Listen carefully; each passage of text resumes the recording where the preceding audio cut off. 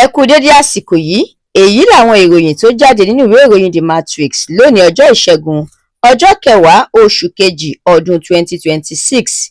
Ẹniọlá Sálíù lórúkọ mi.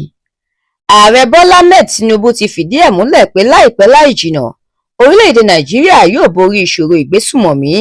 Ó ní ọ̀rọ̀ ètò ààbò ti di ohun tí ò jẹ́ kí tolórí tẹlẹ̀mú lè sùn dọ́kàn mọ́. Ó ní bẹ́ẹ̀ ló mú ìfàsẹ́yìn bá ọrọ̀ ajé, nítorí náà gbogbo wa níṣẹ́ ṣe lọ́pọ̀lọpọ̀. Ọ̀rọ̀ tún ti ń rúgbó bọ̀ lórí ọ̀rọ̀ àtúnṣe òfin ètò ìdìbò pẹ̀lú bí ilé ìgbìmọ̀ aṣòfin àgbà yóò ṣe máa jókòó ṣèpàdé lónìí. Àgbákòbá ní ilé ìgbìmọ̀ aṣòfin gbọ́dọ̀ fẹnukò láti buwọ́lù kí wọ́n máa fi èsì ìdìbò síta lásìkò ìdìbò. El-Rufai nàka ẹ̀bi sí Akpabio lórí awuyewuye tó ń jẹyọ lórí àtúnṣe òfin ètò ìdìbò náà. Àjọ Corporate Affairs Commission (CAC) ti wọ́gi lé àwọn ilé-iṣẹ́ bíi 400 tí kò ṣiṣẹ́ lọ́dún 2025. Bákan náà ló kéde pé àwọn ilé-iṣẹ́ bíi 3,500 lè fi orúkọ sílẹ̀ lọ́fẹ̀ẹ́. Ààrẹ Tinubu ṣe ìpàdé alátìlẹ̀kùnmọ́ríṣe pẹ̀lú Wike àti Fubara láti yanjú aáwọ̀ tó wà láàrin wọn.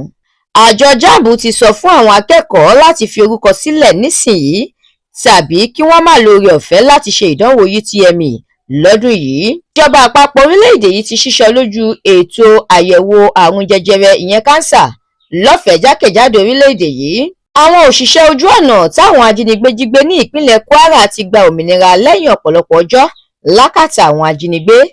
Ìròyìn amúlùúdùn: ọmọ K1 The Ultimate Dami Marshal ti ní kò sí ọ̀rọ̀ ìfẹ́ kankan rárá láàrin òun àti gbajúgbajà òǹkọrin tàkasúfèé nì ìyẹn Àṣàkẹ́.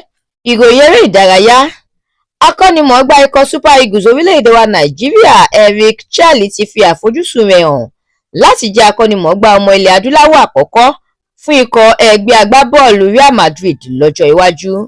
Ẹ̀kúnrẹ́rẹ́ àwọn ìròyìn yìí àtàwọn ìròyìn míì lẹ́ ò láǹfààní láti jẹ̀gbádùn tẹ́ bá darapọ̀ tẹ́ ẹ sì tẹ̀lé The Matrix lórí Facebook, Instagram, TikTok, YouTube àti X.